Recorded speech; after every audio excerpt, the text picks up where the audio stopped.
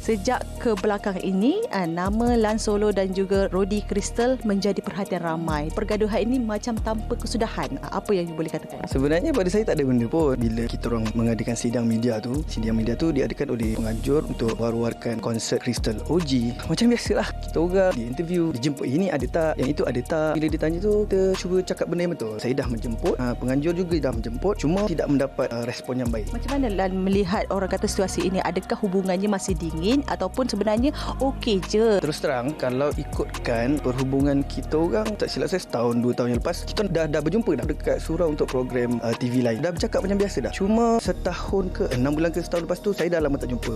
Bila terserempak di satu tempat, buat kerja yang sama juga, bertemu satu tempat tu, saya rasa tiba-tiba macam ada gaps kembali. Tak tahu punca pun sebenarnya lately selepas itu. Jadi saya pun okey, tak apalah. Kalau rasa macam ada masalah, maksud saya apalah salahnya untuk kita cuba selesaikan.